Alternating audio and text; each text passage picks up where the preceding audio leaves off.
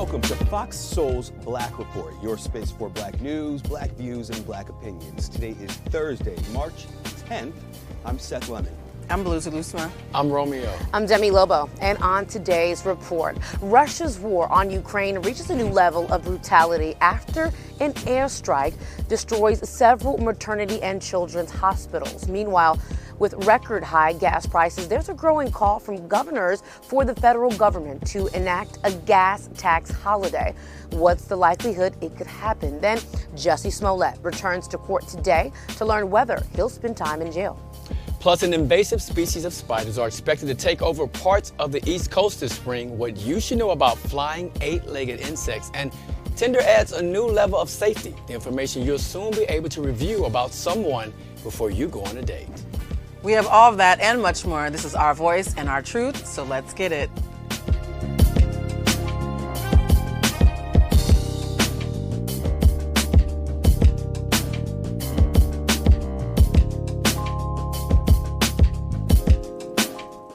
A Russian airstrike on a maternity hospital in southern Ukraine is being called a war crime. 3 people, including a child, were killed in that airstrike, and 17 others, including pregnant women, they were injured. This is all according to the City Council of Mariupol. President Vladimir Zelensky, he wrote on Twitter that there were people, children, under the wreckage, and he called the strike an atrocity. The World Health Organization, it's documented 18 attacks on Ukrainian health facilities and its workers. Efforts have repeatedly failed to bring in desperately needed supplies to Mariupol and evacuate the people there. Plus, Russia has not stopped attacking what's called the humanitarian corridor. It's clear that they are striking without any discretion here, just ruthlessly shelling hospitals now with children and pregnant women, and seeing the images of babies being rushed out, sick babies, babies that were born just recently or premature babies. It's a very heartbreaking scene to watch unfolding. A very heartbreaking scene, Seth. And again, the images is what live rent-free in my mind. There's a video of a woman who has went her entire pregnancy. It looks as if she's, close to being able to deliver, maybe 7 or 8 months, when her entire pregnancy, and this happens. One of the most beautiful moments that you think are going to happen in your life. And so I'm just really giving so much love and positivity and prayers, again, to all the families who are affected in this right now, because this is just so awful that a maternity hospital had to experience this. It definitely is. If you think about the Ukrainians and all the stories that we're hearing, it's so sad and so hard. And let's flip it for a second. Let's talk about Russia, how you have people in Russia calling Ukrainians to check on soldiers because they don't know what's happening to their loved ones, and Ukrainians are helping them out. So how does that make Putin look in this situation as well? There's a lot going on, but he's crossed every line possible, really.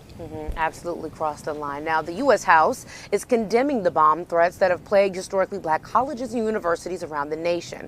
A resolution sponsored by North Carolina Democrat Alma Adams passed Tuesday, dual party 418-0.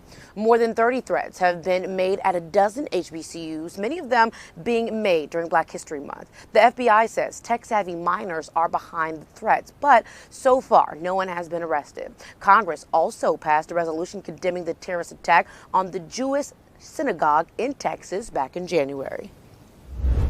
Marjorie Taylor Greene and Paul Gosar won't be punished for attending a white supremacist event last month.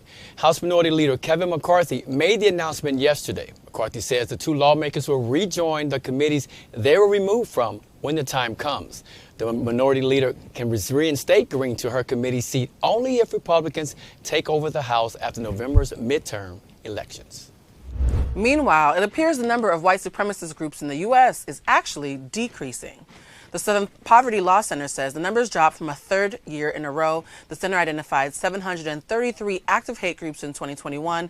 That's down from a historic high in 2018 of 1,021. Center officials say the decline is surprising because many far-right groups were inspired by the January 6th insurrection.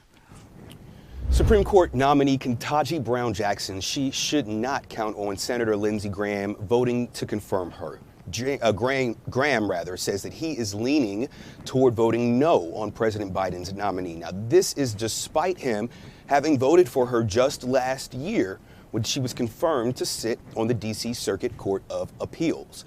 Graham says the fact that Jackson was nominated, quote, means the radical left has won President Biden over yet again. A few weeks ago, Graham acted as if he wanted to be bipartisan by pushing for Biden to nominate his fellow South Carolinian judge, J. Michelle Childs. Yet another former Trump aide is trying to defy a January 6th committee subpoena. Former White House senior advisor Stephen Miller filed a lawsuit yesterday in an attempt to block a subpoena for his phone records. Now, the panel wants Miller's testimony in addition to those phone records. They say he spread misinformation about the 2020 election and pushed officials to change the results of the election. Miller says the panel is violating his privacy by demanding his phone records. Recreational use of marijuana won't be happening anytime soon in Washington, D.C. Congress will keep in place provisions that prevent the city from commercializing weed. Democrats had to pull legislation to regulate recreational weed from the House omnibus spending bill yesterday. This after GOP lawmakers said they would not support a budget that got rid of the long-standing ban. Congress have control over the District of Columbia's laws and budgets. You know, whenever we talk about legalizing marijuana, I think about there's like 37 states, right? Maybe a little bit more that's already have legalized when it comes to that. But I also think about people of color. They're spending time behind bars because of that. There's a man by the name of Ferry Scott in 2008 got life in prison for selling marijuana. And then in 2012, he finds out that it's legal in his state. So he goes into a depression because he can't get out of prison. So if we're going to legalize this, if we're going to fight state to state, even in D.C., we need to make sure we get those people of color out from behind the bars for those things. And Seth, I'm sure you have a... I'll let Blue go. Yeah, I was going to say, I think it's really important to give this context as well. All anti-marijuana laws in this country have been confirmed to be steeped in anti-blackness. So it's already been confirmed that there was a conspiracy to find a way to put non-violent black people in jail using marijuana. And so even if you don't like to smoke it yourself, just recognize the fact that it's illegal is anti-black. Yeah, it's strange. In D.C., it's now legal to grow it. It's legal to gift it, but it's not legal to sell it because the city is not allowed to tax it. And now with this rider that was included in this funding package, they may not be able to do so for some time. Congress is still trying to keep its leash on D.C., doesn't want it to get statehood, doesn't want it to be able to sell cannabis. So it's going to be a struggle for Mayor Bowser, and I know she's got a hot contest coming up herself. Yeah, and this is why people in D.C. are fighting so intensely for statehood, because there are no state laws to follow. But also there have been some improvements. D.C. lawmakers, they did approve a ban on pre-employment marijuana testing for workers. So if there was just a little light at the end of the tunnel, I do think that is, some progress. Well, I lived in D.C. for 12 years, and let me just tell you, those who really need it are still finding a way. Oh, yes. I'm from there. Finding a way, yes. Child advocacy groups say millions of kids are at risk of hunger this summer. They are urging congressional members to extend waivers that would give free meals to children over the summer. At the start of the pandemic, Congress authorized meal plans when millions of parents were without work. The current program, though, is set to expire on June 30th if Congress doesn't step in. 30 million school kids get free lunch. That's a 10 million increase over the number of children who were getting free food prior to the pandemic. There's some good news for people paying down their student loans, but just some of them. 100,000 people will now be eligible for student loan cancellation. The cancellations only apply, though, to people who were affected by the changes made to the Department of Education's Public Service Loan Forgiveness Program. Under the program, eligible borrowers, they were promised the debt would be canceled if they paid on it over the course of 10 years. Since it was established in 2015, only a small portion of people who qualified for the program were forgiven before 2021. More than 90% of people were rejected by the program. The Biden administration widened its eligibility last year. Borrowers, they had complained that by the time they discovered they were eligible, they had already repaid their loans for at least a decade.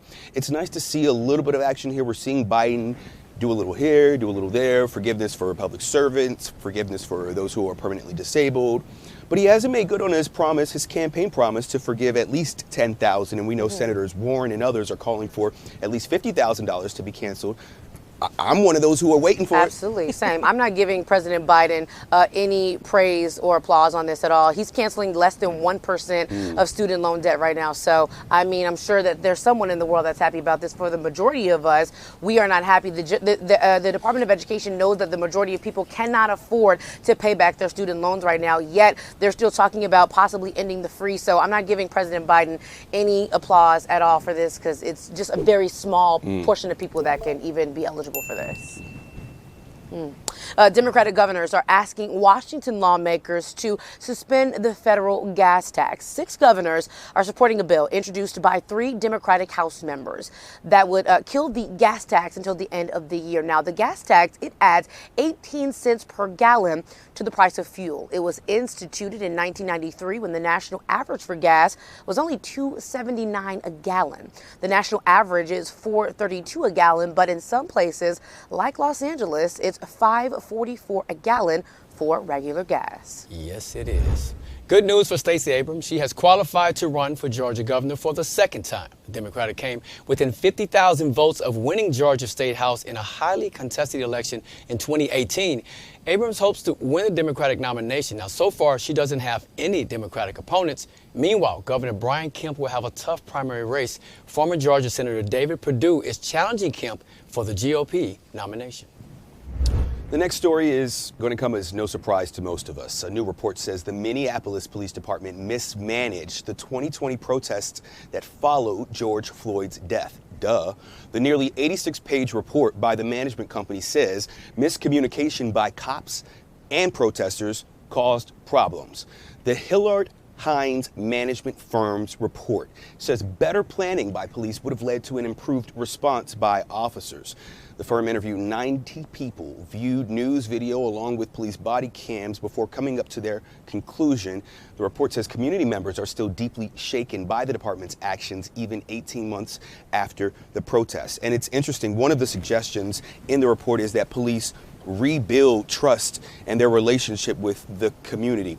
Pretty sure that was already broken before this, and that this did not help that in any sense. Absolutely. You know, Seth, I think that everybody shares the same sentiment about this. We could have done without this report. But imagine living in Minneapolis and giving your tax dollars to a police force that has no idea what they're doing. So innocent people can die. I would feel pretty infuriated about this. I definitely would, too. And look, this has been going on for years in Minneapolis. No secret. There was an article that came out in December 2020. It said, "The Bad Cops, How Minneapolis Protects Its Worst Police Officers Until It's Too Late." My only question is, and now what? So now that we've said that water is wet and we've all acknowledged the obvious, what do we do now? That's the question that I want answered. That's a good question. All right, since the end of the 2020 election, protection of voting rights has been key for civil rights groups, and 3 black women in the U.S. have been doing that for 37 million people. California Secretary of State Shirley Weber, the daughter of sharecroppers, is the first person to hold the position that protects the rights of 20 million Californian voters. She, along with Leah Chapman in Pennsylvania and Tanisha Way in New Jersey, worked to expand voting rights in their states. They also control the maintenance and security of their state's voting infrastructure. These women are key to protecting voters in their state from attempts by conservative Republicans who want to make voting more difficult for residents. An African-American law student in Rhode Island says she was mistaken for a defendant while inside of a courtroom. Brooklyn Crockton attends Roger Williams University, and she says she was in court to represent a defendant when the incident happened. Law school students in Rhode Island are allowed to represent indigent defendants who can't afford an attorney. And in a recent TikTok post, Crockton says a sheriff's deputy called for attorneys to line up and prepare to enter the courtroom. When she did, Crockton says the deputy stopped her and asked if she was a defendant. Crockton says she had case files in her arms when the deputy stopped her. She says he apologized to her. The university's law school dean, Greg Bowman, he says Crockton is an excellent student with a bright future. California drivers could get a rebate for buying gas if Governor Gavin Newsom, if he gets his way. Newsom is proposing a tax rebate to help residents with record high prices at the pump. The governor announced the idea during his State of the Union, State of the State address. So Newsom didn't come up with any specifics during the speech, but Newsom says he will work with state lawmakers to put money back in Californians' pockets. 5 Iowa juveniles are facing hate crime and assault charges for allegedly using racial slurs against another child during a sleepover. Clive, Iowa police officers say the 12 to 13-year-old juveniles yelled slurs and threw footballs at the child last month. The identities of the children have not been released by police. Investigators say the case will most likely be handled by a juvenile court.